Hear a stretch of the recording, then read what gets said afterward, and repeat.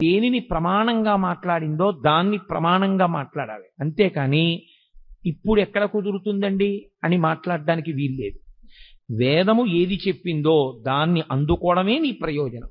అలా అందుకోలేకపోతే అది వ్యక్తిగా నీ బలహీనత ఏమో కానీ వేదం చెప్పినది ఎలా కుదురుతుందండి అన్న మాట మాట్లాడడానికి మాత్రం నీకు అధికారం లేదు. నేను నిత్యాగ్నిహోత్రం చెయ్యకపోతే నేను చెయ్యలేకపోవడం నా తప్పని చెప్పాలి.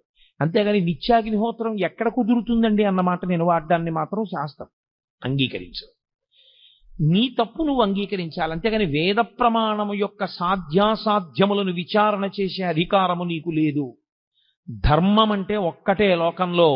ధర్మమనగా ఎవరు చెప్పినది ధర్మము కాదు, వేదం ఏది చెప్పిందో అదొక్కటే ధర్మము.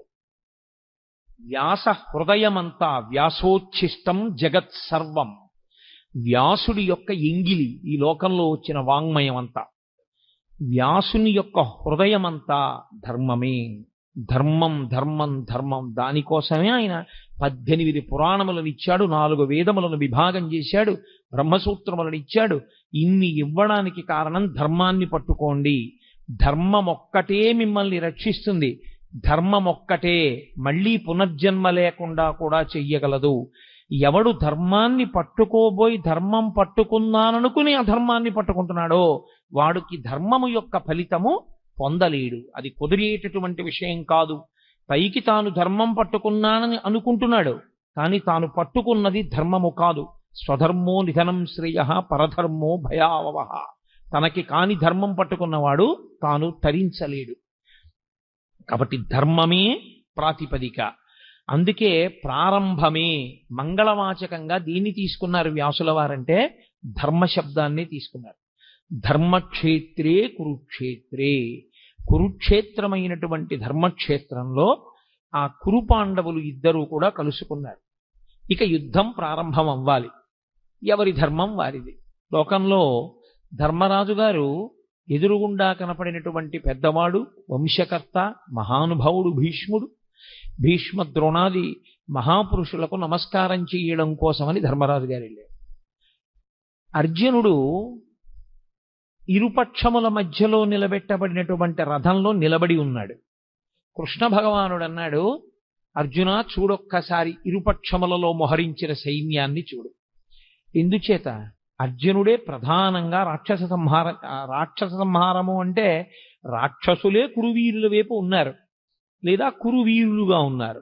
ఇప్పుడు వాళ్ళని సంహరించాలి. అందుకే అతనికి అంత శస్త్రాస్త్ర సంపదనంతటిని ఇప్పించాడు కృష్ణ పరమాత్మ.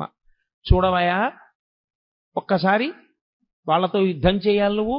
అడుగో భీష్ముడు, అడుగో ద్రోణుడు, అడుగో కృపుడు, అడుగో శల్యుడు, అడుగో అశ్వత్థామ, అడుగో దుర్యోధనుడు, వరుసగా అందరినీ చూపించాడు. నిలబడినవాడు నిలబడినట్టు వెంటనే అర్జునుడు ఒక మాట అన్నాడు. అందుకనది అర్జున విషాద యోగమైంది. నకాంక్షే విజయం కృష్ణ నచ రాజ్యం సుఖానిచ కిన్నో రాజ్యేన గోవింద కిం భోగైర్జీవితేనవా. ఈ శ్లోకాలు అర్థం చేసుకోవడంలో వచ్చినటువంటి వైక్లభ్యంతో అక్కర్లేని వ్యాఖ్యానాలు చేస్తున్న వాళ్ళు ఉన్నారు లోకంలో. ఆయనకి కూడని ధర్మాన్ని ఆయన మాట్లాడాడు. ఆయన అన్నాడు, నకాంక్షే విజయం కృష్ణ. ఏమొస్తుంది ఇప్పుడు వీళ్ళందరినీ చంపేస్తే? విజయం వస్తుంది. విజయం వస్తే ఏమొస్తుంది? రాజ్యం వస్తుంది. రాజ్యం వస్తే ఏమొస్తుంది? ధర్మరాజు గారు సింహాసనం మీద కూర్చుని పరిపాలన చేస్తాడు. కానీ ఏమైపోతుంది? నా గురువు మరణిస్తాడు, మా తాతగారు మరణిస్తారు, నా అన్నదమ్ములు మరణిస్తారు, నా బంధువులందరూ చచ్చిపోతారు.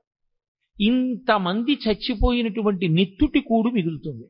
ఇప్పుడు ఈ నెత్తుటి కూడుని నేను తినవలసి వస్తుంది. మీరు చాలా జాగ్రత్తగా పట్టుకోవలసి ఉంటుంది భగవద్గీత ఆవిర్భావాన్ని. ఆయన వైరాగ్యమును పొందుతున్నాడు. చిచ్చి ఇవన్నీ ఏమిటంటున్నాడు. ఆయన ధర్మాన్ని మాట్లాడుతున్నాడు.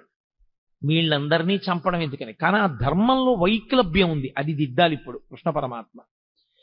వీళ్ళందరినీ చంపడం ఏమిటి? వీళ్ళందరినీ చంపేస్తే ఏమొస్తుంది? నాకేం మిగలదు. అందరినీ చంపేసిన వాడు అర్జునుడు అన్న పేరు వస్తుంది. ఇంతమందిని చంపేసి నేను రాజ్య పరిపాలన మొదలు పెడితే నిన్నటి వరకు నా కంటి ముందు ఉన్నటువంటి తాతలు, తండ్రులు, గురువులు, బంధువులు, స్నేహితులు ఇంతమంది మరణించిన తరువాత నేనొక్కడిని మిగిలితే నేను పొందేటటువంటి సంతోషం ఏమిటి? కాబట్టి నాకొద్దు ఈ ఈ ఈ యుద్ధము వద్దు, ఈ విజయము వద్దు, ఈ రాజ్యము వద్దు. ఇప్పుడు ఆయన ఎంత భయవిహ్వలుడైపోయాడంటే అంతటి మహావీరుడైనటువంటి అర్జునుడి చేతులు వణికిపోయాయి. వణికిపోవడంలో ఆయన చేతిలో ఉన్నటువంటి గాంధీవం జారి కింద పడిపోయాడు. కింద పడిపోతే తాను ఎలా నిలబడ్డాడో అలా నిలబడ్డవాడు నిలబడ్డట్టే నీరసం ఆవహించేసి చతికిల పడిపోయాడు.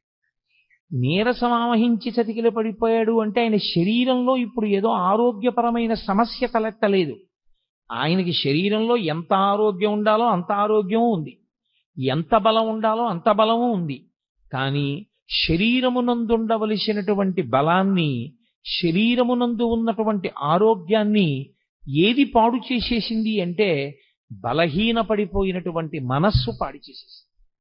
ఇది చాలా గొప్ప విషయం. మీరు ఎంత బలవంతులు అన్నది కాదు, మీ మనస్సు ఎంత జవంతో ఉన్నది అన్నది ప్రధానం. మనస్సుకి జవం లేనివాడు శరీరంతో ఎంత బలం ఉండనివ్వండి ఉపకారం చేయలేడు. ఎందుచేత అంటే మనస్సు భయానికి కానీ శంకకి కానీ లోనైపోయింది అనుకోండి, తాను ఆత్మరక్షణలోకి పడిపోతాడు. పడిపోయి ఒక రకమైనటువంటి భయానికి లోనవుతాడు. తెల్లవారు లేస్తే ప్రత్యేకించి న్యాయస్థానాల్లో మనం నిజమే చెప్తున్నాము అన్నప్పుడు భగవద్గీత మీద ఒట్టు పెట్టించడం అన్నది ఒక స్థితి. అంటే దాని యొక్క వైభవానికి, దాని మీద సనాతన ధర్మంలో ఉండేటటువంటి వ్యక్తులకు ఉన్న విశ్వాసానికి, నమ్మకానికి అది ప్రతీకగా నిలబడుతుంది. ప్రస్థానత్రయంలో ఒకటి భగవద్గీత. సాక్షాత్తు కృష్ణ భగవానుడే కురుక్షేత్ర యుద్ధ భూమి యందు అర్జునునకు బోధించినటువంటి సమస్త ఉపనిషత్ సారాంశము. అన్ని ఉపనిషత్తుల యొక్క సారము భగవద్గీత యందే ఉన్నది. సాక్షాత్తు ఈశ్వరుడైనటువంటి కృష్ణుడే జగద్గురువుగా నిలబడి వసుదేవసుతం దేవం కంసచాణూరమర్దనం దేవకీ పరమానందం కృష్ణం వందే జగద్గురుం. జగద్గురువైనటువంటి కృష్ణుడు. జగద్గురువైనటువంటి కృష్ణుడు అంటే ఆయన జగత్తును ఉద్దేశించి చెప్పలేదుగా భగవద్గీత. మరి జగద్గురు అని ఎందుకు కీర్తింపబడ్డాడు అంటే ఒక దేశము ఒక కాలమునకు కట్టుబడేది కాకుండా ఆయన చేసినటువంటి బోధ ఏదైతే ఉందో అది యుగములు దాటిపోయినా సరే ధరించాలనుకునే వాళ్ళందరూ ఎక్కవలసినటువంటి సోపానములనన్నింటినీ కృష్ణ పరమాత్మ గురువుగా కూర్చుని ఆ రోజు చేసినటువంటి బోధ అర్జునుణ్ణి మిషగా పెట్టుకుని చెప్పినప్పటికీ అది జగత్తులో ఉన్న ఎవ్వరికి, ఏ ప్రాంతంలో ఉన్నవారైనా, ఏ కాలమునందున్నవారైనా అన్వయించుకుని దాన్ని ఆదర్శంగా ఆచరణాత్మకంగా స్వీకరించిన వారందరూ భగవద్గీత వలన మోక్షప్రాప్తిని పొందగలరు కనుక ఆయన జగద్గురువుగా నిలబడ్డారు. తరువాతి కాలంలో వచ్చిన జగద్గురు శబ్దానికి అర్థం కూడా అది. అందుకని కృష్ణం వందే జగద్గురుం అటువంటి మహానుభావుడు ఆ భగవద్గీతని బోధ చేసి ఉన్నారు. అయితే చిత్రమైనటువంటి విషయం, అర్జునుడితో కృష్ణ భగవానుడికి చాలా కాలం నుంచి సాన్నిహిత్యం ఉంది. కానీ ఆయన భగవద్గీత బోధ చెయ్యలేదు. కురుక్షేత్ర యుద్ధ భూమి యందు మాత్రమే బోధ చేశారు. అసలు విచిత్రం ఏమిటంటే సనాతన ధర్మంలో అత్యంత ప్రముఖమైనటువంటివి ఏ ఉన్నాయో అవన్నీ కూడా కేవలం ఒక్క వ్యక్తికి మాత్రమే చెప్పబడ్డాయి. అనేక మందిని కూర్చోబెట్టి చెప్పినవి కావు. ఏవేవి చాలా గొప్పవని మనం అనుకుంటామో అవన్నీ ఒక్కరికే చెప్పారు. శ్రీరామాయణంలో సంక్షేప రామాయణాన్ని నారద మహర్షి వాల్మీకి ఒక్కరికే చెప్పారు. అలాగే ఆదిత్య హృదయాన్ని అగస్త్య మహర్షి రామచంద్రమూర్తికి ఒక్కరికే యుద్ధభూమిలో చెప్పారు. భాగవతాన్ని పరీక్షిత్తుకి ఒక్కడికే శుకబ్రహ్మ చెప్పారు. భగవద్గీతని కురుక్షేత్ర సంగ్రామ భూమి యందు అర్జునుడికి ఒక్కడికే కృష్ణ పరమాత్మ బోధ చేశారు. అది సరి అయినటువంటి సమయం ఆసన్నమైంది అనుకునేంత వరకు ఆయన బోధ చేయలేదు. ఇప్పుడు అర్జునుడు వినడానికి తగిన సమయాన్ని పొంది ఉన్నాడు అని ఆయన అనుకున్నప్పుడు మాత్రమే ఆ బోధ చేశారు. ఆ చేయబడినటువంటి బోధ ఏదో కాకతాళీయంగా 4 మాటలు చెప్పినట్లుగా ఉండదు. అసలు భగవద్గీత యొక్క ఆవిర్భావమే అంత గంభీరంగా ఉంటుంది. అసలు దాని ప్రారంభమే ఒక యోగంతో, అర్జున విషాద యోగంతో ప్రారంభమైంది. అటువంటి భగవద్గీతని గురించి పెద్దలు ఒక్క శ్లోకంలో దాని యొక్క గొప్పతనాన్నంతటినీ చెప్తారు. సర్వోపనిషదో గావః దోగ్ధా గోపాలనందనః పార్థో వత్సః సుధీర్భోక్త దుగ్ధం గీతామృతం మహత్ అంటారు. అది సర్వోపనిషదో గావు. ఆవులు ఉపనిషత్తులు. ఉపనిషత్తులు ఆవులైతే ఉపనిషత్తులు ఉండేది వేదముల యొక్క చివర ఉంటాయి. వాటికి ఆ పేరు రావడం వెనకాతలే ఒక రహస్యం ఉంది. అసలు దాని పేరే ఉపనిషత్. ఉపనిషద్ అన్న మాటకి రెండు అర్థాలు.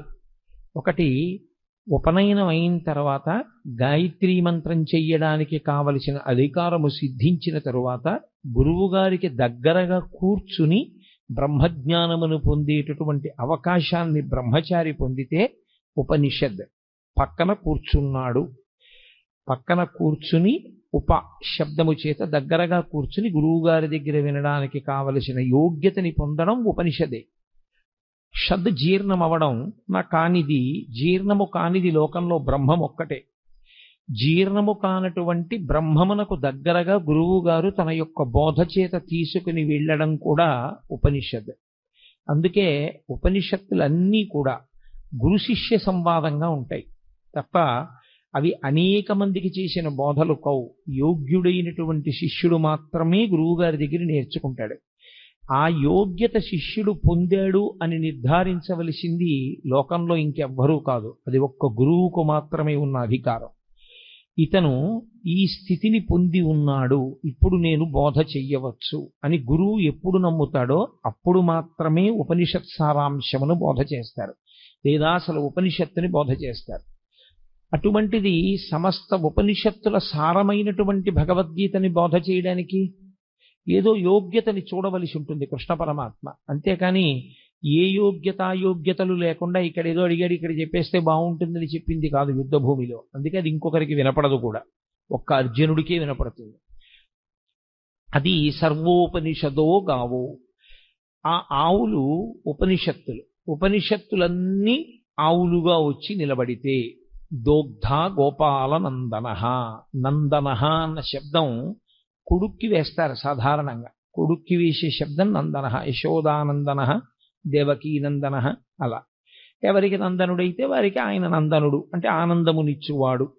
గోపాలనందనః అంటే తండ్రి శబ్దము చేత చెప్పబడినవాడు కాడు, గోపాలురందరికీ ఆనందమునిచ్చేవాడు. ఎవరా గోపాలురు అంటే ఆయన జన్మించినప్పుడు అంత సౌలభ్యంతో వచ్చింది కృష్ణావతారం. పుట్టినప్పుడు మాత్రం ఏదో ఎవ్వరికీ అందుబాటులో లేనటువంటి స్థితిలో జన్మించిన వాడు కాడు. అందరికీ అందుబాటులో ఉండడానికి ఎంతగా ఆచారనిష్ట తెలియని వాళ్ళు ఉంటారో అటువంటి వారి మధ్య పుట్టాడు. తలకడిగితే మొలకడగరు, మొలకడిగితే తలకడగరు. అంత ఆచారం తెలియనటువంటి గోపాల బాలుర మధ్య జన్మించాడు. అందుకే ఏ పాములిరుగక ఏ పారుమేటికి పశుల కాపరి ఇంట పాము కలిగి, ఏ కర్మయును లేక వెలయునొక్కడికిని జాతకర్మంబులు సంభవించి, ఏ తల్లి చనుబాలు ఎన్నడెరుగని ప్రోఢ తల్లి యశోదచనుల పాలు త్రవనిరిగి, ఏ హాని వృద్ధుల నిరుగని బ్రహ్మంబు పొదివిటిలో వృద్ధి పొందనుంది, ఏ చదువులనైన ఇట్టిట్టిదనరాని అర్థమవయవములయందు అందముంది అని ఆ కృష్ణ పరమాత్మ యొక్క జన్మ విశేషం గురించి భాగవతంలో పోతన గారు అంటారు. అందరికీ అందుబాటులో ఉండేటటువంటి గోపాల బాలుడిగా గోపాల బాలుర మధ్య జన్మించాడు. వాళ్లతో కలిసి ఆడుకున్నాడు, వాళ్లతో కలిసి తిరిగాడు. నిజానికి ఆ వచ్చినటువంటి గోపాలురందరూ కూడా మహర్షులు. మహర్షులందరూ గోపాల బాలురుగా వచ్చారు. కాబట్టి దోగ్ధ గోపాలనందనః, పాలు పిండేటటువంటి వాడు కృష్ణ పరమాత్మ. ఆ పాలు పిండడానికి దేంట్లోంచి ఆ పాలు వస్తాయో ఆ ఆవులు ఉపనిషత్తులు. ఉపనిషత్తులు బ్రహ్మమును ప్రతిపాదన చేస్తాయి. ఉపనిషత్తుల యొక్క సారాంశమును చెప్పాలన్నా, ఉపనిషత్ చెప్పాలన్నా తాను ఒక స్థాయిని చేరుకున్నవాడైతే తప్ప చెప్పడానికి అర్హతని పొందడు. కృష్ణ పరమాత్మ జగదాచార్యుడు. అసలు ఆ మాటకొస్తే ప్రతిపాదింపబడవలసినటువంటి బ్రహ్మము ఏది ఉన్నదో అది తానే అయ్యున్నవాడు. బ్రహ్మమును ఎరుగుట చేత తాను బ్రహ్మమవుతాడు ఎవరైనా. బ్రహ్మవిద్ బ్రహ్మైవ భవతి అని. కానీ ఆయన బ్రహ్మవిద్ బ్రహ్మైవ భవతి కాడు, ఆయన స్వయముగా బ్రహ్మము, పరమేశ్వరుడు. అటువంటి కృష్ణుడే ఆచార్యుడయ్యాడు. గురువుకి బ్రహ్మమునకు తేడా చెప్పడం సనాతన ధర్మంలో ఉండదు. గురుర్బ్రహ్మ గురుర్విష్ణు గురుర్దేవో మహేశ్వర గురు సాక్షాత్ పరబ్రహ్మ తస్మై శ్రీ గురవై నమః. అటువంటి గురువయ్యాడు. కాబట్టి సర్వోపనిషదో గావో దోగ్ధ గోపాలనందన. ఏ శిష్యుడి యొక్క స్థాయిని బట్టి ఎలా మాట్లాడాలో ఎలా చెప్పాలో బాగా తెలుసున్నటువంటి కృష్ణ పరమాత్మ గురువుగా, ఆ పాలు ఉపనిషత్తుల యొక్క పాలు పిండేవాడిగా, అంటే సమస్త ఉపనిషత్తుల యొక్క సారమైన భగవద్గీతని బోధ చేసేటటువంటి వాడిగా ఆయన నిలబడ్డాడు. పార్థో వత్సః. ఆవు పాలివ్వాలి అంటే ఓ దూడ ఒకటి ఉండాలి తప్పకుండా. ఇప్పుడు ఆ దూడ ఏం చేయవలసి ఉంటుంది? ఆవు పాలు విడిచిపెట్టడానికి. ఆవు పాలు తయారు చేసేటప్పుడు ఉండేటటువంటి ప్రక్రియ చిత్రంగా ఉంటుంది. అది గబగబా తినేస్తుంది. ఈ నూతి గట్టు మీద, చెరువు గట్టు మీద, నది గట్టు మీద ఉండే పసరిక గబగబా తిని తాను ఒక్క చోట కూర్చుని ఎంత ఆనందంతోటో నెమరవేస్తుంది. కడుపులో ఉన్నదాన్ని మళ్ళీ నోట్లోకి తెచ్చుకుని నోట్లో ఉన్నదాన్ని బాగా నమిలి మళ్ళీ లోపలికి పంపి ఆ పనికిరాని పచ్చగడ్డిలోంచి పసిపిల్లలు కూడా తాగి బ్రతకడానికి వీలైనటువంటిది, పరమ వృద్ధులైనటువంటి వారు, రోగులు కూడా తాగి బ్రతకగలిగినటువంటి పాలని తయారు చేస్తుంది. ఇంత గొప్ప పాలు కదా, పంచామృతములలో మొదటిది కదా. ఈ పాలతో శివలింగానికి అభిషేకం చేస్తే అంత మహాత్యం ఉంది కదా. ఈ పాలనివ్వడానికి కారణం, ఏ కారణానికి పాలిస్తుంది? దూడ యొక్క ఆర్తిని చూసి పాలిచ్చేస్తుంది. ఆర్తితో ఉన్న దూడ, అమ్మా నీ వలన తప్ప నా జీవితం ఎలా ఉంది అని ఆర్తి పొందినటువంటి దూడ పరిగెత్తుకుంటూ వచ్చి దాని శిరములు నోట్లో పెట్టుకు చప్పరించి 2 గుద్దులు గుద్దగానే విడిచిపెట్టేస్తుంది పాలు. గురువు గారికి ఉండేటటువంటి లక్షణం ఏమిటంటే, శిష్యులు ఆర్తితో వచ్చి గురువుగారి 2 పాదములు పట్టుకుని, గురువుగారు మీరు తప్ప నాకెవరు దిక్కు అని అడగగానే చెప్పకుండా ఉండలేక లోపల దాచుకోకుండా చెప్పేస్తాడు గురువుగారు. కాబట్టి ఆవు పాలని విడిచిపెట్టడానికి దూడ ఎలా హేతు అవుతుందో, గురువు జ్ఞానబోధ చెయ్యడానికి ఆర్తి కలిగినటువంటి శిష్యుడు అలా కారణం అవుతాడు. కాబట్టి పార్థో వత్సః. ఇప్పుడు పార్థుడు వత్సయ్యి ఆ పాలు రావడానికి కారణమయ్యాడు. ఆవు దూడ అన్ని పాలు తాగదు, అలా త్రాగడానికి అనుమతించరు కూడా. అది పాలు మిగులుస్తుంది. అలా మిగల్చబడినటువంటి పాలు లోకంలో ఎవరెవరు ఆ పాలు కావలసి ఉంటాయో ఆ పాలని ఆ రీతిలో వాడుకుంటారు. ఒకడు త్రాగి బతుకుతాడు, ఒకడు అభిషేకం చేసుకుని తరిస్తాడు, రకరకాలుగా వాడుకుంటారు. అలా సుధీర్భోక్త, ఎవరు ఈ పాలు త్రాగడానికి అర్హులు? సుధీహి అంటే మంచి బుద్ధి కలిగినటువంటి వాడెవరో, వితండవాదన చెయ్యని వాడెవరో, బ్రహ్మమునందు నిశ్చయాత్మకమైన బుద్ధి కలిగిన వాడెవరో, గురువు యందు గౌరవము కలిగిన వాడెవరో, ఎవరు సనాతన ధర్మమునందు విశ్వాసమున్నవాడో, ఎవడు పెడబుద్ధితో వినే లక్షణం లేనివాడో అటువంటి వాడు ఈ పాలు త్రాగటానికి యోగ్యుడు. కాబట్టి సుధీహి భోక్త. అటువంటి పాలని దుగ్ధం గీతామృతం మహత్, ఈ గీత అనబడేటటువంటి అమృతాన్ని త్రాగవచ్చు. పాల సముద్రాన్ని చిలికితే ఒక అమృతం వచ్చింది, పరమేశ్వరుడి నోటిలోంచి ఒక అమృతం వచ్చింది. వాగ్రూపమైనటువంటి అమృతమే గీత. అందుకే ఆ అమృతం తాగడానికి చాలా కష్టం. గరుత్మంతుడే తీసుకొచ్చి దర్భల మీద పెట్టినా నావులు తాగలేకపోయాయి. కానీ గీతామృతం తాగడానికి సాధారణంగా అందరూ ఏ అవయవంతో తాగుతారో ఆ అవయవంతో తాగక్కర్లేదు, చెవులు దొప్పలు చేసుకుని వినగలిగితే చాలు. ఆ విశ్వాసంతో, ఆ భక్తితో ఎవరు కూర్చుని వింటారో అటువంటి వారందరూ ఈ అమృతాన్ని తాగడానికి అర్హులే. ఈ అమృతాన్ని ఎవరు సేవిస్తారో వాళ్ళకు ఒక లక్షణం ఉంటుంది. అమృతం తాగినవాడు ఇక మళ్ళీ పుట్టవలసిన అవసరం ఉండదు. కాబట్టి ఇదే చిట్ట చివరిసారి శరీరాన్ని విడిచిపెట్టడం. కానీ త్రాగడం అంటూ జరిగినప్పుడు శరీరం ఉంటే కదా తాగాడు, శరీరం లేకుండా త్రాగడం అన్న మాట రాదు. కాబట్టి శరీరంతో ఉన్నాడు కాబట్టి తాగాడు, శరీరంతో ఉన్నాడు కాబట్టి అమృతం తాగాడు, శరీరంతో ఉండి తాగాడు కాబట్టి ఈసారి శరీరం పడవలసిందే. అది ప్రకృతికి సంబంధించిన నియమం. ఈసారి పడడం ఏదుందో అదే చిట్ట చివరిసారి పడ్డాం. ఇంకొకసారి పడవలసిన అవసరం ఎందుకుండదంటే ఇంకొకసారి పుట్టవలసిన అవసరం లేదు కనుక.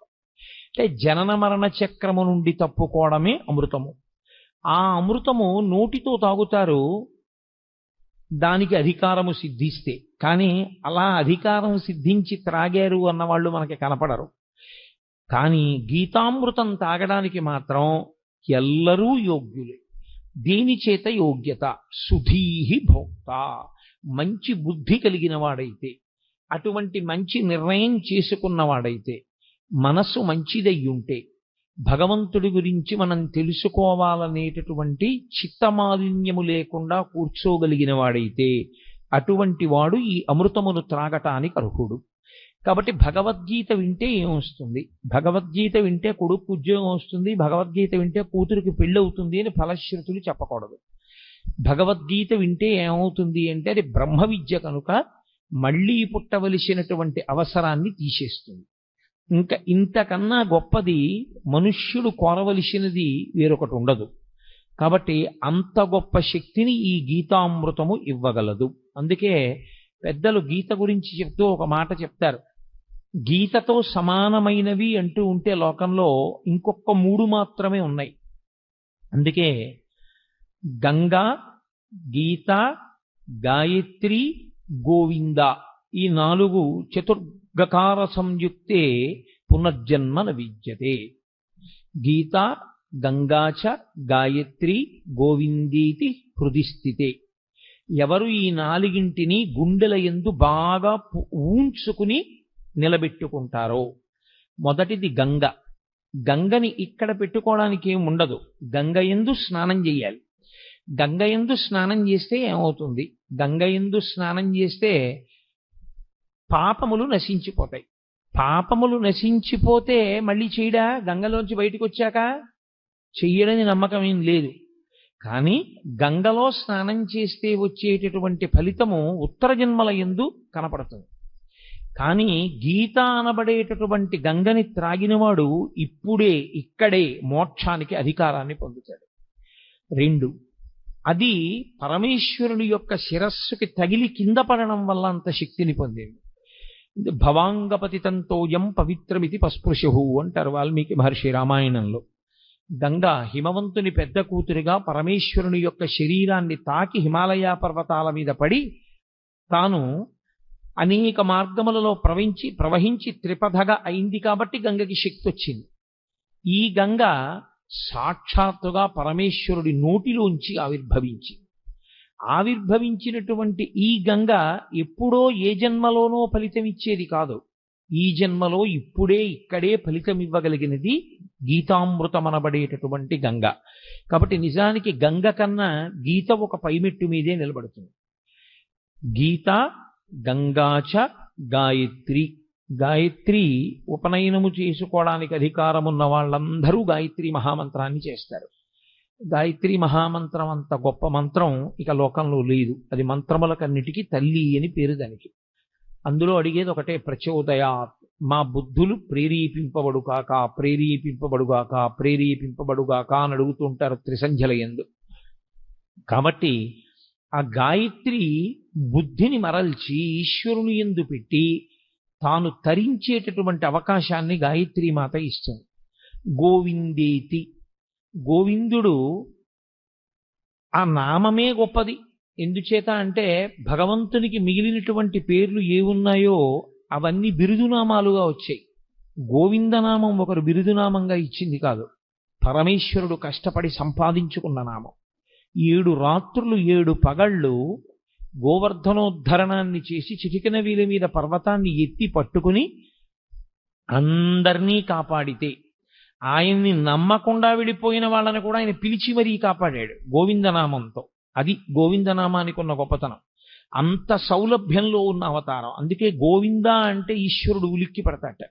కారణం ఏమిటంటే, నేను ఆ నామాన్ని సంపాదించుకున్నది నేనే కష్టపడి 7 రాత్రులు 7 పవళ్ళు పర్వతాన్ని ఎత్తి పట్టుకుని, నన్ను నమ్మకుండా పక్కకి వెళ్ళిపోయినటువంటి వాళ్ళని కూడా పిలిచి, బాలుండీతడు కొండదొడ్డది మహాభారంబు సైరింపగా దాలండోజిని దీని కింద నిలువంచింతింపగా బోలది శైలాంబోనిధి జంతు సంయుత ధరాచక్రంబుపై పడ్డ నాకేలల్లాడదు బంధులార నిలుడి క్రిందన్ ప్రమోదంబునన్ అంటాడు.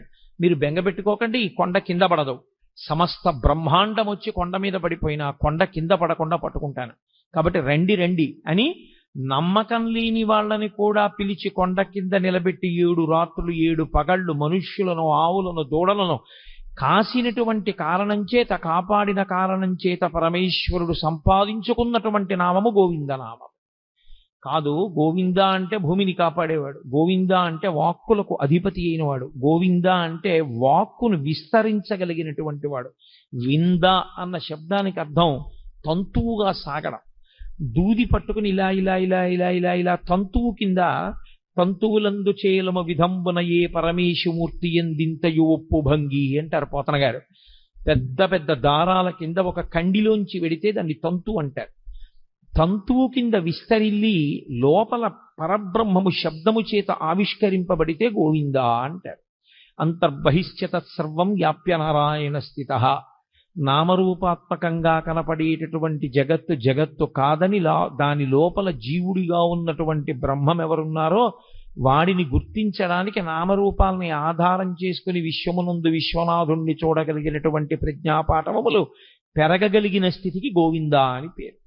కాబట్టి ఆ గోవిందేతి హృదిస్థితే, ఎవరు ఈ 4గింటిని గుండెలలో పెట్టుకుంటారో, అంటే సంతతము ఈ 4గింటిని స్మరణ చేస్తూ ఉంటారో, అటువంటి వారందరూ కూడా పునర్జన్మ న విద్యతే, ఇక వాళ్ళు మళ్ళీ వేరొక శరీరాన్ని పొందవలసినటువంటి అవసరము ఉండదు.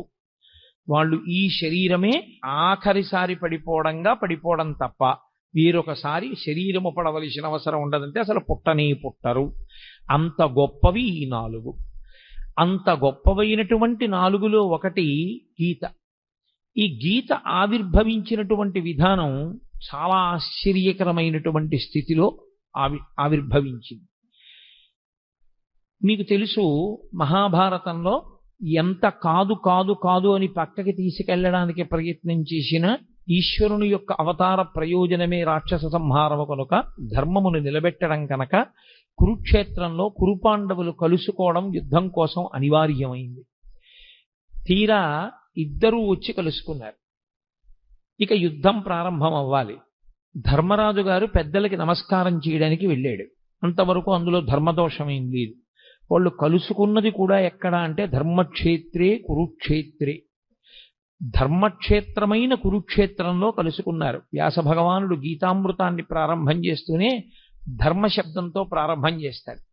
ధర్మ అంటే పట్టుకోవలసినది, పట్టుకోవడంలో వైక్లభ్యం వస్తే మిమ్మల్ని రక్షించనిది అని గుర్తు. నేను ఒక కుక్క నా మీదకి వస్తున్నప్పుడు నా చేతిలో ఉన్న కర్రని నేను జాగ్రత్తగా పట్టుకోవాలి. అసలు నేను కుక్కని చూసి వణికిపోవడంలో నా చేతి కర్ర జారిపోయింది అనుకోండి, అప్పుడు ఇక ఆ కర్ర నన్ను రక్షించదు.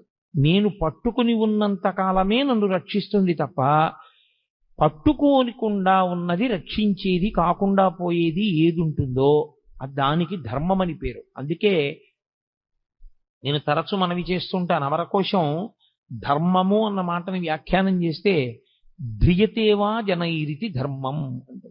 ఉపన్యాసాలు చెప్పడానికి పనికొచ్చేది కాదు ధర్మం అంటే, పుస్తకాల్లో చదువుకోవడానికి పనికొచ్చేది కాదు ధర్మం అంటే. అందుకే కఠినమైన నేను మాట చెప్తుంటాను, ఉపన్యాసాలకి వెళ్ళడం దేవాలయంలోకి వెళ్ళడం కాదు ధర్మం అంటే, బొట్టు పెట్టుకోవడం ధర్మము అని చెప్తుంటాను. కాబట్టి ధర్మము అంటే ధ్రియతేవా జనైరితి ధర్మం, తాను అనుష్ఠించనిది తనని రక్షించదు. మీకెంత తెలుసు అన్నది మిమ్మల్ని ఎప్పుడూ రక్షించదు. వేదము ఏది చెప్పిందో అది మీరు పట్టుకోగలరా? ఎవరేది చెప్పారన్నది ప్రమాణము కాదు. నేనొకటి చెప్పచ్చు, ప్రమాణం కాదు. ఎంతటి మహాత్ముడైనా కావచ్చు, ఆయన చేసింది ప్రమాణం కాదు, ఆయన చెప్పింది ప్రమాణం కాదు. ఎక్కడి వరకు ప్రమాణం? వేదము చెప్పిన దానితో అంగీకరించి మాట్లాడితే అంతవరకే ప్రమాణం.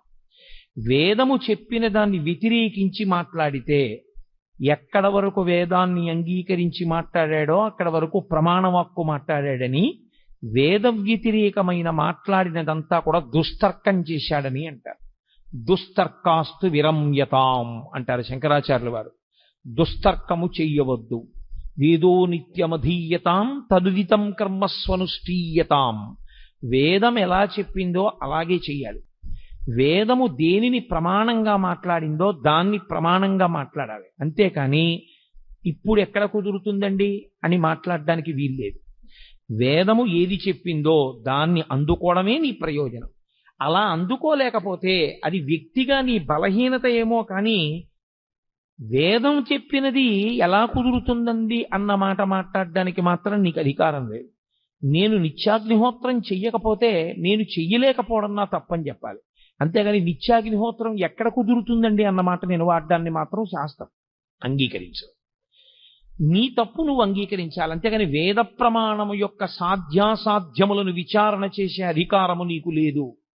ధర్మం అంటే ఒక్కటే లోకంలో. ధర్మమనగా ఎవరు చెప్పినది ధర్మము కాదు, వేదం ఏది చెప్పిందో అదొక్కటే ధర్మము. వ్యాస హృదయమంతా వ్యాసోచ్ఛిష్టం జగత్ సర్వం. వ్యాసుడి యొక్క ఎంగిలి ఈ లోకంలో వచ్చిన వాంగ్మయం అంతా. వ్యాసుని యొక్క హృదయమంతా ధర్మమే. ధర్మం ధర్మం ధర్మం. దానికోసమే ఆయన 18 పురాణములను ఇచ్చాడు, 4 వేదములను విభాగం చేశాడు, బ్రహ్మసూత్రములను ఇచ్చాడు. ఇన్ని ఇవ్వడానికి కారణం ధర్మాన్ని పట్టుకోండి. ధర్మం ఒక్కటే మిమ్మల్ని రక్షిస్తుంది.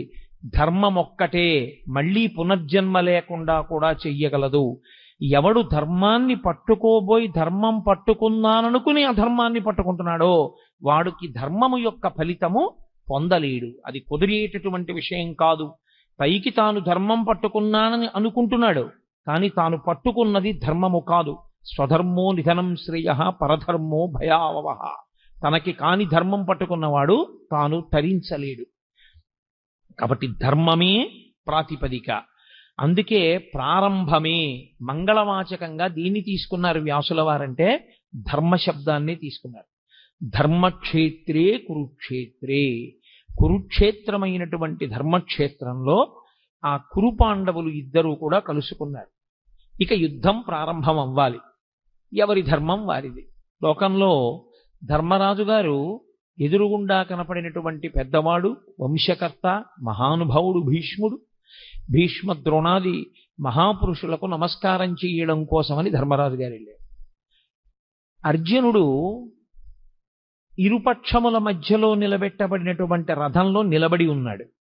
కృష్ణ భగవానుడు అన్నాడు, అర్జున చూడొక్కసారి ఇరుపక్షములలో మొహరించిన సైన్యాన్ని చూడు. ఎందుచేత అర్జునుడే ప్రధానంగా రాక్షస సంహారము అంటే రాక్షసులే కురువీరుల వైపు ఉన్నారు, లేదా కురువీరులుగా ఉన్నారు. ఇప్పుడు వాళ్ళని సంహరించాలి. అందుకే అతనికి అంత శస్త్రాస్త్ర సంపదనంతటిని ఇప్పించాడు కృష్ణ పరమాత్మ. చూడవయా, ఒక్కసారి వాళ్ళతో యుద్ధం చేయాలి నువ్వు. అడుగో భీష్ముడు, అడుగో ద్రోణుడు, అడుగో కృపుడు, అడుగో శల్యుడు, అడుగో అశ్వత్థామ, అడుగో దుర్యోధనుడు, వరుసగా అందరినీ చూపించాడు. నిలబడినవాడు నిలబడినట్టు వెంటనే అర్జునుడు ఒక మాట అన్నాడు. అందుకనది అర్జున విషాద యోగమైంది. నకాంక్షే విజయం కృష్ణ నచ రాజ్యం సుఖానిచ కిన్నో రాజ్యేన గోవింద కిం భోగైర్జీవితేనవా. ఈ శ్లోకాలు అర్థం చేసుకోవడంలో వచ్చినటువంటి వైక్లభ్యంతో అక్కర్లేని వ్యాఖ్యానాలు చేస్తున్న వాళ్ళు ఉన్నారు లోకంలో. ఆయనకి కూడని ధర్మాన్ని ఆయన మాట్లాడాడు. ఆయన అన్నాడు, నకాంక్షే విజయం కృష్ణ. ఏమొస్తుంది ఇప్పుడు వీళ్ళందరినీ చంపేస్తే? విజయం వస్తుంది. విజయం వస్తే ఏమొస్తుంది? రాజ్యం వస్తుంది. రాజ్యం వస్తే ఏమొస్తుంది? ధర్మరాజు గారు సింహాసనం మీద కూర్చుని పరిపాలన చేస్తాడు. కానీ ఏమైపోతుంది? నా గురువు మరణిస్తాడు, మా తాతగారు మరణిస్తారు, నా అన్నదమ్ములు మరణిస్తారు, నా బంధువులందరూ చచ్చిపోతారు. ఇంతమంది చచ్చిపోయినటువంటి నెత్తుటి కూడు మిగులుతుంది. ఇప్పుడు ఈ నెత్తుటి కూడుని నేను తినవలసి వస్తుంది. మీరు చాలా జాగ్రత్తగా పట్టుకోవలసి ఉంటుంది భగవద్గీత ఆవిర్భావాన్ని. ఆయన వైరాగ్యమును పొందుతున్నాడు. చిచి ఇవన్నీ ఏమిటంటున్నాడు. ఆయన ధర్మాన్ని మాట్లాడుతున్నాడు. వీళ్ళందరినీ చంపడం ఎందుకని, కానీ ఆ ధర్మంలో వైక్లభ్యం ఉంది, అది దిద్దాలి ఇప్పుడు కృష్ణ పరమాత్మ. వీళ్ళందరినీ చంపడం ఏమిటి, వీళ్ళందరినీ చంపేస్తే ఏమొస్తుంది, నాకేం మిగలదు. అందరినీ చంపేసిన వాడు అర్జునుడు అన్న పేరు వస్తుంది. ఇంతమందిని చంపేసి నేను రాజ్య పరిపాలన మొదలు పెడితే నిన్నటి వరకు నా కంటి ముందు ఉన్నటువంటి తాతలు, తండ్రులు, గురువులు, బంధువులు, స్నేహితులు ఇంతమంది మరణించిన తరువాత నేనొక్కడిని మిగిలితే నేను పొందేటటువంటి సంతోషం ఏమిటి? కాబట్టి నాకొద్దు ఈ ఈ యుద్ధము వద్దు, ఈ విజయము వద్దు, ఈ రాజ్యము వద్దు. ఇప్పుడు ఆయన ఎంత భయవిహ్వలుడైపోయాడంటే అంతటి మహావీరుడైనటువంటి అర్జునుడి చేతులు వణికిపోయాయి. వణికిపోవడంలో ఆయన చేతిలో ఉన్నటువంటి గాంధీవం జారి కింద పడిపోయాడు. కింద పడిపోతే తాను ఎలా నిలబడ్డాడో అలా నిలబడ్డవాడు నిలబడ్డట్టే నీరసం ఆవహించేసి చతికిల పడిపోయాడు. నీరసం ఆవహించి చతికిల పడిపోయాడు అంటే ఆయన శరీరంలో ఇప్పుడు ఏదో ఆరోగ్యపరమైన సమస్య తలెత్తలేదు. ఆయనకి శరీరంలో ఎంత ఆరోగ్యం ఉండాలో అంత ఆరోగ్యము ఉంది, ఎంత బలం ఉండాలో అంత బలము ఉంది. కానీ శరీరమునందుండవలసినటువంటి బలాన్ని, శరీరమునందు ఉన్నటువంటి ఆరోగ్యాన్ని ఏది పాడు చేసేసింది అంటే బలహీన పడిపోయినటువంటి మనస్సు పాడు చేసేసింది. ఇది చాలా గొప్ప విషయం. మీరు ఎంత బలవంతులు అన్నది కాదు, మీ మనస్సు ఎంత జవంతో ఉన్నది అన్నది ప్రధానం. మనస్సుకి జవం లేనివాడు శరీరంతో ఎంత బలం ఉండనివ్వండి ఉపకారం చేయలేడు. ఎందుచేత అంటే మనస్సు భయానికి కానీ శంకకి కానీ లోనైపోయిందనుకోండి, తాను ఆత్మరక్షణలోకి పడిపోతాడు. పడిపోయి ఒక రకమైనటువంటి భయానికి లోనవుతాడు. భయానికి మారుపేరే శాస్త్రంలో మృత్యు.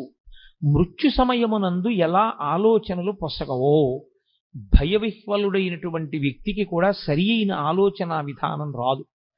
కాబట్టి ఇప్పుడు అంత భయపడిపోయినటువంటి అర్జునుడు అన్నాడు, ఇప్పుడు దుర్యోధనుడు ఒక బాణం వేసో ఓ కత్తి పెట్టో నన్ను చంపేస్తే చచ్చిపోతాను. చచ్చిపోతే ఏమవుతుంది? నే చనిపోతే చనిపోయాను, కానీ నా వారందరూ బ్రతుకుతారు. ఇది పైకి చూడడానికి చాలా ధర్మంలా కనపడుతుంది చూసుకోండి. నిజంగా పాపం అర్జునుడు ఎంత మంచివాడండి, ఎంత అహింస మాట్లాడాడు. యుద్ధం జరగకుండా ఎందుకు ఇవన్నీ హాయిగా నాకు ఏ రాజ్యం వద్దు, ఏ విజయం వద్దు అన్నాడు. ఎంత మంచి మాట మాట్లాడాడండి అర్జునుడు, ఎంత చక్కటి వాడండి అని మనకు అనిపిస్తుంది. కానీ ఈ మాటలు చెప్పి ఇంకొంచెం ముందుకు వెళ్ళిపోయాడు. ఇంకొక ఆశ్చర్యకరమైన మాట అన్నాడు, నేను వీళ్ళందరినీ చంపేస్తే ఇక లోకంలో నా బంధువులన్న వాళ్ళు మగవాళ్ళు ఎవరు మిగలరు, అప్పుడు ఆడవాళ్ళు ఒక్కళ్ళే మిగులుతారు. అప్పుడు వీళ్ళందరూ నరకంలోనో స్వర్గంలోనో ఉన్నారనుకోండి, ఏడాదికోసారి తద్దినం పెట్టాలి కదా, తద్దినం పెట్టినప్పుడు నీళ్లు విడిచిపెట్టాలి. అప్పుడు వీళ్ళకి నీళ్లు విడిచిపెట్టడానికి ఉత్తరాధికారులు ఏది? నేను చంపేస్తున్నాను కదా, కొడుకులతో సహా చంపేస్తున్నాను. చంపేస్తే ఇంకా తద్దినం పెట్టడానికి మనుషులు లేరు. లేకపోతే ఆ పితృదేవతలు ఎవరైతే ఉన్నారో పతంతి పితరో హ్యేషాం లుప్త పిండోదక క్రియా, వాళ్ళకి పిండ ఉదక క్రియలు ఉండవు. అంటే పిండం పెట్టేవాడు ఉండడు, నీళ్లు విడిచిపెట్టేవాడు ఉండడు. లుప్త పిండోదక క్రియా, ఈ రెండూ లేకపోవడం వల్ల పతంతి పితరో హ్యేషాం, పైలోకానికి వెళ్ళినటువంటి నా పితృదేవతలు మళ్ళీ కింద పడిపోతారు. పైగా ఎప్పుడైతే పురుషుల యొక్క రక్షణ లేదో వీళ్ళందరూ మరణిస్తే వీళ్ళ భార్యలందరినీ పరజాతుల వాళ్ళు వచ్చి భార్యలుగా స్వీకరిస్తారు. ఇప్పుడు వాళ్ళ వలన సంతానం వీళ్ళకి కలుగుతుంది. క్షేత్రములు మిగిలిపోయి బీజములు లేవు. కాబట్టి ఇప్పుడు కుల సంకరం ఏర్పడుతుంది, వర్ణ సంకరం ఏర్పడుతుంది, జాతులన్నీ కూడా కలగాపలగం అయిపోతాయి. ఇటువంటి ఆధార్మికమైనటువంటి వ్యవస్థ ఏర్పడడానికి నేను యుద్ధం చేయడం అవుతుంది. కాబట్టి కృష్ణ, నేను యుద్ధం చెయ్య. మీకు ఇది పైకి చూడడానికి ఎలా ఉంటుందంటే, అయ్య బాబోయ్ అర్జునుడు ఎంత శక్తివంతంగా మాట్లాడాడు, ఎంత గొప్పగా మాట్లాడాడు మహానుభావుడు, ఎంత చక్కటి మాటలు మాట్లాడాడు. నిజంగా అర్జునుడు చెప్పిన మాట కృష్ణుడు విని అర్జునుడిని వెంటనే రథం ఇచ్చి వెనక్కి పంపించేసి ఉంటే, కురుక్షేత్ర సంగ్రామం జరగకపోతే అంత నెత్తురు వరదలై పారదుగా, అంతమంది చచ్చిపోరుగా, ప్రశాంతంగా ఉంటుందిగా. మరి ఎందుకు కృష్ణ పరమాత్మ అంతగా పట్టుపట్టి మరీ కురుక్షేత్ర యుద్ధం చేయించినట్టు, ఎందుకంత బోధ చేసినట్లు, ఆయన ఎందుకు మాట్లాడినట్లు? అర్జునుడు మాట్లాడిన దాంట్లో వచ్చిన నష్టం ఏమిటి ఆయన మాట్లాడిన తప్పు అని మనకు అనిపిస్తుంది. అర్జునునికి కలిగినటువంటి విషాదము యోగమైంది భగవద్గీతలో. అందుకే అర్జున విషాద యోగము అని పిలిచారు.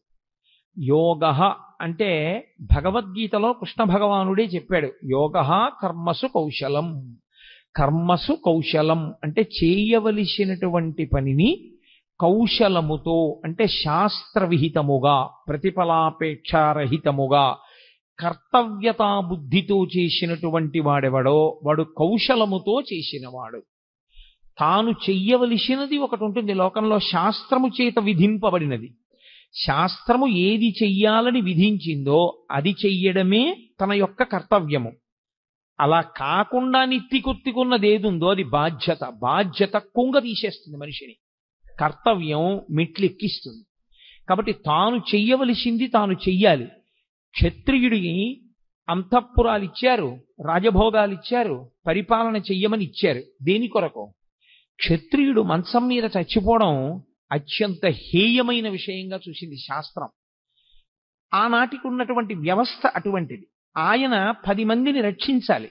అందుకే తనకి వైరం ఉందా లేదా అనవసరం. తనకి వైరం ఉన్నా లేకపోయినా తాను మాత్రం అమాయకులను పీడించేటటువంటి వాళ్ళని నిగ్రహించడం కోసం యుద్ధభూమికి వెళ్ళి అలా అమాయకుల్ని పాడు చేసేటటువంటి వాళ్లతో చేసేటటువంటి యుద్ధంలో తాను శరీరం విడిచిపెట్టినా తాను స్వర్గానికి వెడతాడు తప్ప, తనకి అక్కర్లేని ధర్మం నెత్తి మీద వేసుకుని తన కర్తవ్యాన్ని తాను విస్మరిస్తే, తాను ప్రశాంతంగా శాంతి బోధ చేస్తూ తాను మరణిస్తే, లోకంలో ఉన్న వాళ్ళందరినీ బాధ పెడుతున్నటువంటి రాక్షస శక్తుల్ని దునుమాడవలసినటువంటి వాడు తన కర్తవ్యాన్ని తాను నిర్వర్తించకుండా అక్కరలేని కర్తవ్యాన్ని తెచ్చి తన నెత్తి మీద పెట్టుకుని ఆ కర్తవ్య నిర్వహణ చేత తాను శరీరం విడిచిపెడితే అటువంటి వాడు అధమలోకాలకు వెళ్ళిపోతాడు, అధమ ఉపాధుల్లోకి వెళ్ళిపోతాడు.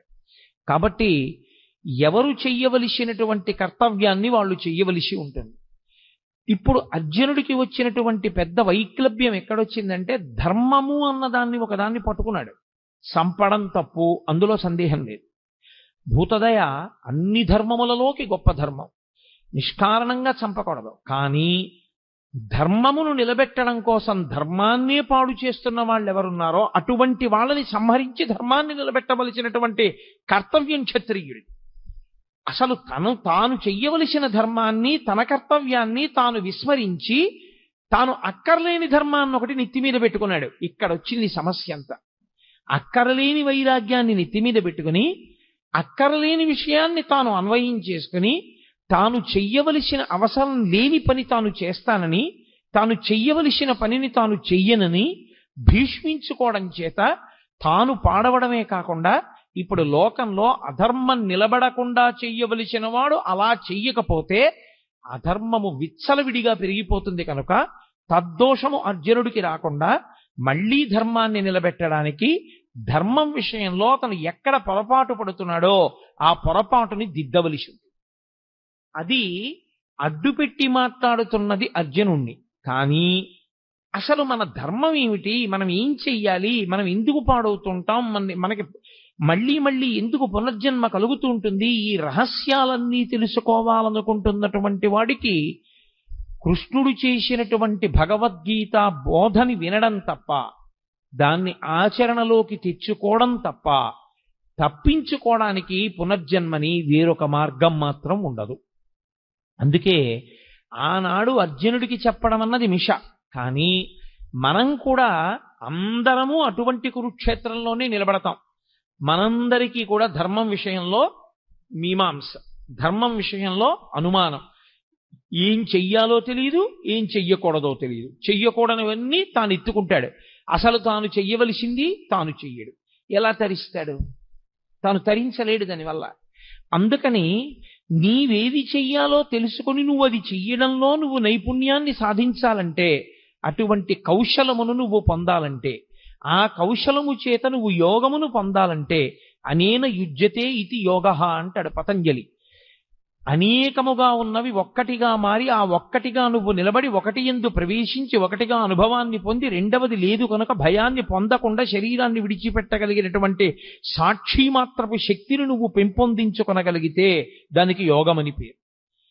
ఇప్పుడు అర్జునుడు పొందినటువంటి కష్టం ఏదుందో దానికి జవాబు చెప్పాలి.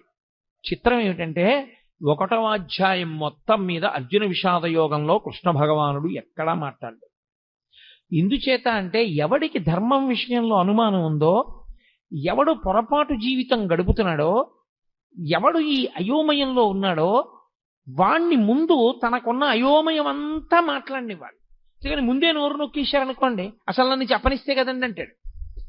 అందుకని ముందు మాట్లాడనివ్వాలి. ఎంత మాట్లాడతాడో అంతా మాట్లాడనిచ్చి అప్పుడు తాను మాట్లాడాలి ఆచార్యుడు. అందుకే 2వ అధ్యాయం వచ్చేంత వరకు అసలు కృష్ణ భగవానుడు నోరు విప్పలేదు. మనం డాక్టర్ గారి దగ్గరికి వెడతాం. డాక్టర్ గారి దగ్గరికి వెడితే డాక్టర్ గారు మనకున్నటువంటి అనారోగ్యాన్ని అడుగుతాడు. మనకేం తెలుసు అంటే దేని మూలంగా రోగం వచ్చిందో మనకి తెలియదు. వచ్చిన రోగం వల్ల మనం పడుతున్న బాధ ఒకటే మనకి తెలుసు. మనమేం చెప్పగలం? మన బాధ ఒకటే చెప్పగలం డాక్టర్ గారికి.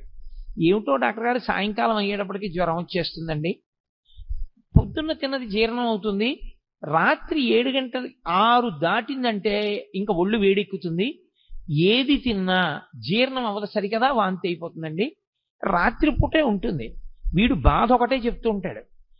వింటూ డాక్టర్ గారు ఏం ఆలోచిస్తాడంటే వీడికి సాయంకాలం 6 అయ్యేటప్పటికి జ్వరాన్ని కల్పించగలిగినటువంటి సూక్ష్మాంగ జీవి ఏది ప్రవేశించి ఉంటుంది, దాని వలన వీడిలో ఏ రకమైనటువంటి జ్వరం ప్రకోపించి వీడికి జీర్ణం కాకుండా ఆహారం బయటికి వెళ్ళిపోతుంది. ఇప్పుడు మందు దేనికి వెయ్యాలంటే మూలానికి వెయ్యాలి. ఏ సూక్ష్మక్రిమి శరీరంలో ప్రవేశించడం చేత అతనికి సాయంకాలం జ్వరం వచ్చి తిన్న పదార్థం జీర్ణం కాకుండా వాంతవుతోందో ఆ సూక్ష్మక్రిమి మీద అతను ఔషధాన్ని ఇవ్వాలి. అంతేకాని వాంతి అయిపోకుండా ఏం చేయాలో లవంగమొగ్గ నవలాలో ఏలక్కాయ నవలాలో చెప్పడానికి అతని భార్యే చాలు, పక్కింట్లో ఉన్న వాళ్ళే చాలు, డాక్టర్ గారు అక్కర్లేదు దానికి. డాక్టర్ గారు చెప్పవలసింది మూలాన్ని ఛేదించాలి.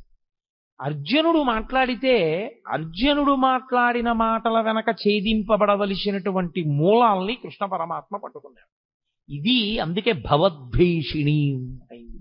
గీతకి భవద్భీషిణి అని పేరు ఉండడానికి కారణం అదే. సంసారము అంటేనే అయోమయం, సంసారం అంటేనే రాగద్వేషములు. మీరు కొంచెం జాగ్రత్తగా పట్టుకోగలిగితే సంసారమునకు మారు పేరే రాగద్వేషములు. రాగము ద్వేషము ఈ రెండు ఎప్పుడుంటాయి? ఇంకొకడు ఉంటే కదండి. ఇప్పుడు నాకన్నా ఇంకొకడు ఉన్నాడు అనుకోండి, అప్పుడు నేను వాడిని ప్రేమిస్తే రాగం, నాకు వాడి మీద సంతోషంగా ఉండి వాడిని నేను అభిమానిస్తే నాకు వాడి మీద రాగం ఉన్నది. నేను వాడి మీద కోపం పెట్టుకుంటే నాకు ద్వేషం ఉన్నది. అసలు రెండవది లేదు ప్రపంచంలో, ఒక్కటే ఉన్నది. రాగమునకు కానీ ద్వేషమునకు కానీ ఏమైనా కారణం ఉందా? ఇంకో వస్తువు లేదు, ఉన్నదొక్కటే, పరబ్రహ్మం ఒక్కటే ఉంది. ఆ ఉన్న ఒక్క పరబ్రహ్మము ఎలా ఉన్నది? ఇన్నిగా కనపడుతున్నా కాదురా, ఇన్ని యథార్థమునకు ఉన్నదొక్కటే. అన్ని నగలుగా కనపడుతున్నా ఉన్నదొక్క బంగారమైనట్టు, అనేక కుండలుగా కనపడుతున్నా ఉన్నదొక్క మన్నైనట్టు, అనేక కడవలలో పోసిన ఉన్నది ఆ ఆవు పాలైనట్టు, అనేకమైన ఆవులున్నా అన్నిటి యొక్క పాలలో ఉన్న ధర్మము ఒక్కటైనట్టు, మనకి ఉన్నది ఒక్కటే పదార్థము అని తెలిసిందనుకోండి, ఇప్పుడు ప్రేమించడానికి లేదు, ద్వేషించడానికి లేదు. కాబట్టి ఇప్పుడు అర్జునుడికి రాగము పుట్టింది, ద్వేషము పుట్టింది. ద్వేషం ఎవరి మీద పుట్టిందంటే తన మీదే పుట్టింది. అయ్యో నేను వీళ్ళని చంపేస్తాను, వీళ్ళని చంపేస్తే ఇదిగో వీళ్ళందరూ పాడైపోతారు, వీళ్ళందరూ పాడైపోతారు, వాళ్ళ మీద ఒక పిచ్చి రాగం పట్టుకుంది, వాళ్ళ మీద ఒక పిచ్చి ప్రేమ, అర్థం లేని ప్రేమ పట్టుకుంది, కాబట్టి నేను వీళ్ళని చంపను. ఈ రాగద్వేషములనేటటువంటివి ఏర్పడడానికి కారణము రెండవ వస్తువు ఉండడం. ఇప్పుడు ఈ రెండవ వస్తువు ఉన్నది అనేటటువంటిది ఏదో, దానినే మోహము అని పిలుస్తారు శాస్త్రంలో. అజ్ఞానావస్థ, అవిద్య, దాని చేత వచ్చినటువంటి అయోమయావస్థ. ఈ అయోమయం పోవాలి అంటే గురుబోధ వినా మార్గం ఉండదు. కాబట్టి ఇప్పుడు కృష్ణుడు గురువుగా నిలబడి మాట్లాడాలి. అందుకు ఆయన మాట్లాడుతున్నాడు.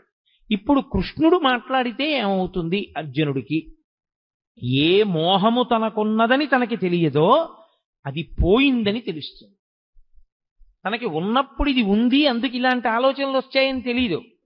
పోయి మళ్ళీ తనకి ధర్మం తెలిసిపోయాక తనకేం పోయిందో తెలుస్తుంది.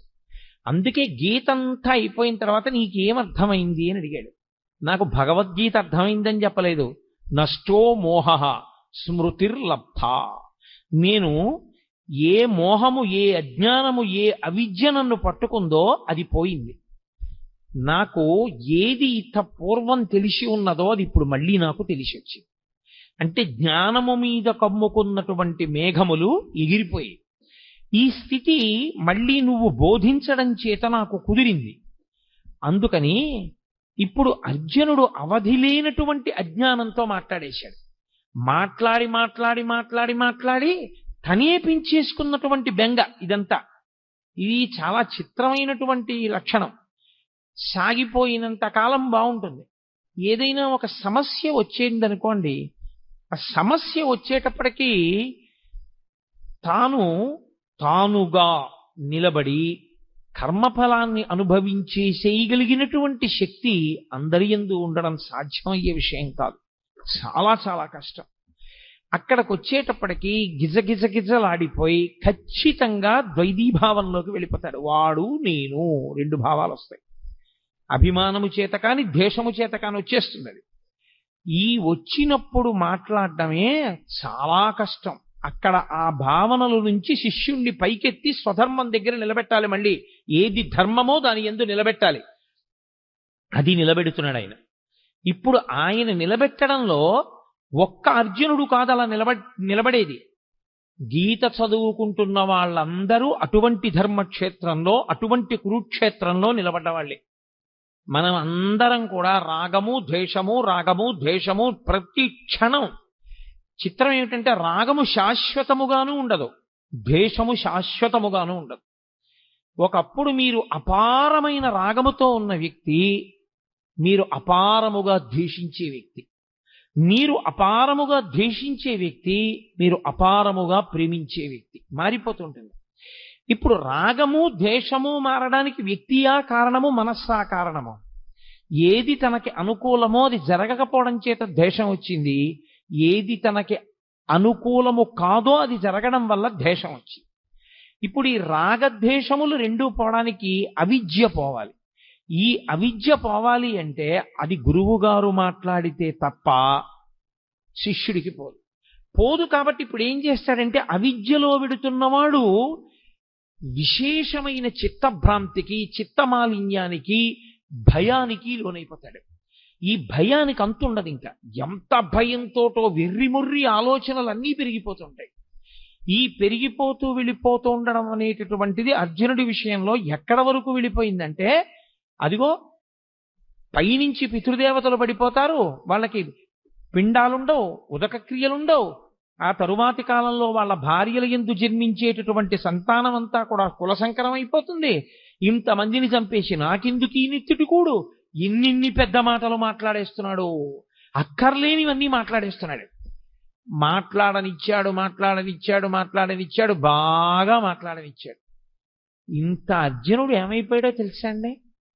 ఇంతమంది శత్రువుల్ని అస్త్రప్రయోగం చేసి చంపగలిగినటువంటి అర్జునుడు తన మనసు తనకి బరువైపోతే, తన చిత్తము మలినమైపోతే, తాను పెంచుకున్న భయానికి తాను వశుడైపోతే, తాను గాంధీవం వదిలేసి కూలబడిపోయి కృష్ణ పరమాత్మ యొక్క కాళ్ల మీద పడిపోయి బావా బావా అని పిలిచేటటువంటి వాడు ఒక ఆశ్చర్యకరమైనటువంటి మాట అన్నాడు.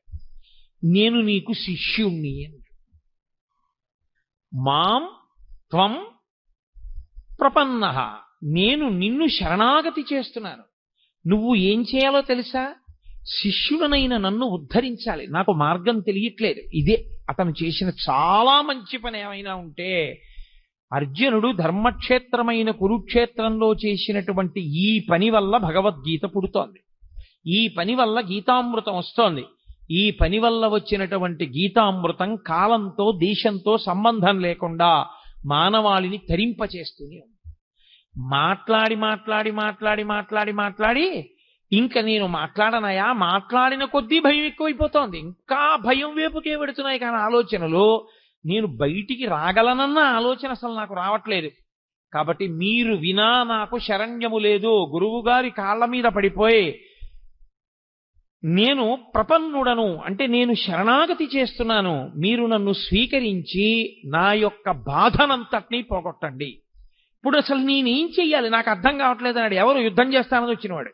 ఇప్పుడు కాదు, ఎప్పటి నుంచో యుద్ధం చేస్తాను కౌరవుల్ని సంహరిస్తానని పెద్ద తపస్సు చేసి పరమేశ్వరుణ్ణి సాక్షాత్కరింపజేసుకుని పాశుపతాస్త్రం పొందినవాడు, అంతమంది దేవతల దగ్గర అన్ని అస్త్రాలు పొందినవాడు, అంతమంది గురువుల్ని సేవించినవాడు, ఎప్పుడు కురుక్షేత్ర సంగ్రామం జరుగుతుందా కౌరవుల్ని మట్టు పెడదామని ఎదురు చూసినవాడు, ఇవాళ ఆశ్చర్యంగా యుద్ధం చేయడం మాట దేవుడిని కృష్ణ పరమాత్మ యొక్క కాళ్ళ మీద పడిపోయి, కృష్ణ నీవు తప్ప నాకు దిక్కెవరు, కాబట్టి నువ్వే నన్ను రక్షించాలి.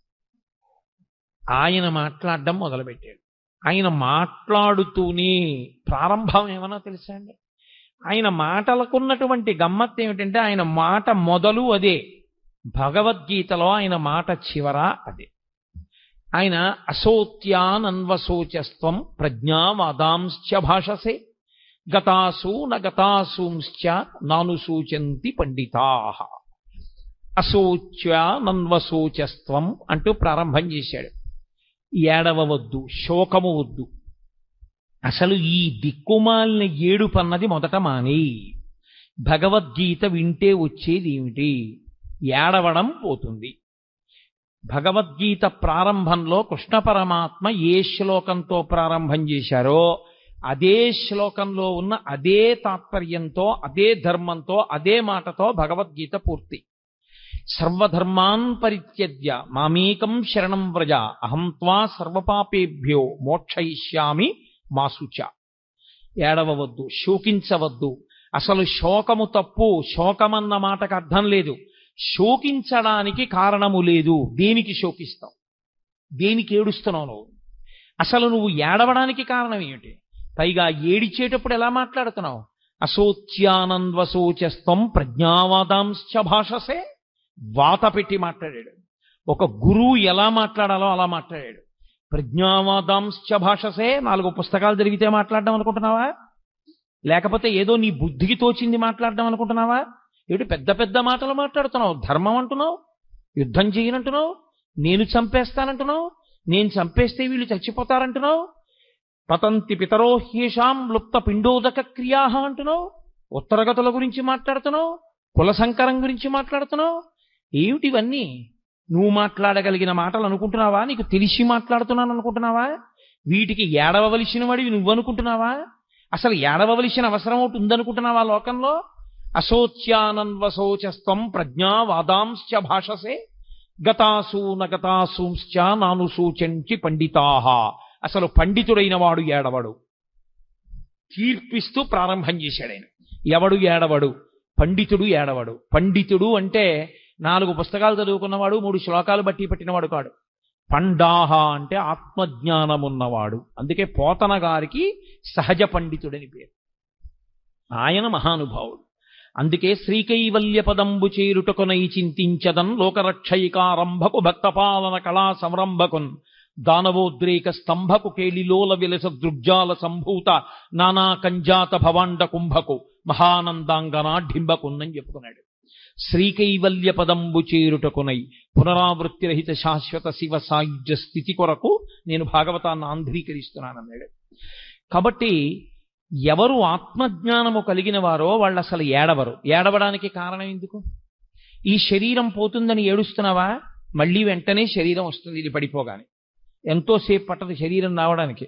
రవీంద్రనాథ్ ఠాగూర్ చెప్పినట్టు తల్లి ఒక స్తనం దగ్గర పిల్లవాడికి పాలిస్తున్నది, ఈ స్తనం నుంచి ఈ స్తనం దగ్గరికి పిల్లవాడిని మార్చుకోవడం ఎంతసేపు పడుతుందో జీవుడు ఒక శరీరాన్ని విడిచిపెట్టి ఇంకొక శరీరాన్ని పొందడానికి అంతే సమయం పడుతుంది. అదేం పెద్ద విశేషం కాదు. ఈ శరీరం పోతే ఇంకో శరీరం వస్తుంది. నీ దృష్టిలో ఏమిటి చంపేయడం అంటే? వాళ్ళందరి శరీరాలు పోతాయి, వాళ్ళు కనపడరు. నీ బుర్ర, ఈ శరీరం పోతే ఇంకో శరీరం వస్తుంది. ఏమిటి చచ్చిపోతుంది? కాబట్టి శరీరమునకు చావు లేదు. ఈ శరీరం పడిపోతోందేమో, ఇంకో శరీరం వస్తోంది. శరీరమునందు పంచభూతములే. పంచభూతములు లేని శరీరం ఇంకోటి లేదు. పృథివీ ఆపస్తేజో వాయు ఆకాశములే ఉండాలి ఇందులో ఉన్న. కాబట్టి వాళ్ళు ఏ శరీరంలో కొన్నా పంచభూతాలతోనే ఉంటారు. కాబట్టి ఈ రాజులు లేని రోజు లేదు, ఉన్నారు. ఆత్మ ఉండదంటావా? ఎప్పుడూ ఉన్నది ఆత్మ. మరి దేనికి ఏడుస్తున్నావు నువ్వు అసలు? నువ్వు ఏమిటి పాండిత్యంతో పెద్ద ప్రజ్ఞావాదాంశ భాషసే? నేను చాలా గొప్పవాడిని మాట్లాడేస్తున్నావు. వీళ్ళందరూ చచ్చిపోతారంటున్నావు, నే చచ్చిపోతానంటున్నావు, వీళ్ళందరూ ఏమిటో పడిపోతారంటున్నావు. ఎవరు చచ్చిపోతారు?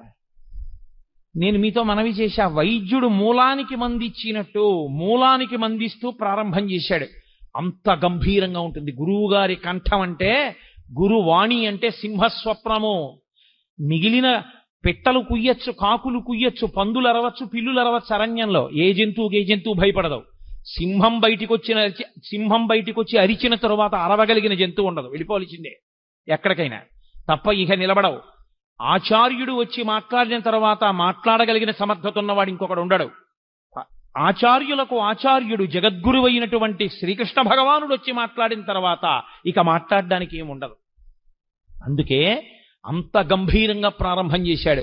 అసోత్యానన్వశోచస్త్వం ప్రజ్ఞావాదాంశ్చ భాషసే గతాసూ నగతాసూంశ్చ నను శోచంతి పండితాహ. ఏడవరయా పండితులైనటువంటి వాళ్ళు, ఏడవడానికి లేదసలు. అశోచ్యానన్వశోచస్త్వం, ఏడవడానికి కారణము లేదని తెలుసుకో. అంటే నేను మీతో మనవి చేశా, ఎక్కడికి వెళ్ళాడు? రాగము ద్వేషము ఈ రెండో పదార్థం ఉంటేనే. అసలు రెండవ పదార్థము లేదు, ఉన్నది ఒకటే పదార్థమైనప్పుడు ఆ పదార్థములకు రాగము లేదు, ద్వేషము లేదు. ఏడిపెందుకు నీకు? దేనికి ఏడుస్తున్నావు? ఏ కారణానికి ఏడుస్తున్నావు? ఉలిక్కి పడ్డాడు ఇంతర్జనుడు. అక్కడి నుంచి వెళ్ళిందండి భగవద్గీత. ఎన్ని ధర్మములు, ఎన్ని విషయములు, ఎన్ని గుణములు, ఎన్నిటిని బోధ చేశాడో. అందుకనది యోగమైంది. అర్జున విషాదము యోగం ఎందుకైందంటే ఆ విషాదము ధర్మ సంబంధమైనది. తనకి అక్కరలేని ధర్మాన్ని పట్టుకున్నా, అయ్యో నేను వీళ్ళని చంపకూడదు అన్న ఒక మాటతో ప్రారంభం చేశాడు. కానీ ఆ అర్జునుడు చంపడం ఎంత ధర్మమో, అలా చంపకపోతే ధర్మం ఎందుకు నిలబడదో, ధర్మము యొక్క స్వరూపం అంటే ఎలా ఉంటుందో అంత అద్భుతంగా మాట్లాడాడు కృష్ణ పరమాత్మ. అలా మాట్లాడితే వచ్చినటువంటి స్వరూపమే గీతాస్వరూపము. సరే, నేను చేసేది 7 రోజుల ప్రసంగాలే కాబట్టి విహంగ వీక్షణంగా గీత యొక్క వైభవాన్ని ఆవిష్కరించడానికి ఇవాళ ప్రారంభోపన్యాసంగా గీతావిర్భావం గురించి 4 మాటలు చెప్పాను. దీని తరువాత పిఠాపురం నుంచి వచ్చినటువంటి సర్వదేవతా భజన మండలి వాళ్ళు చాలా ఆర్తితో, చాలా సంతోషంతో ఇక్కడికి వచ్చారు.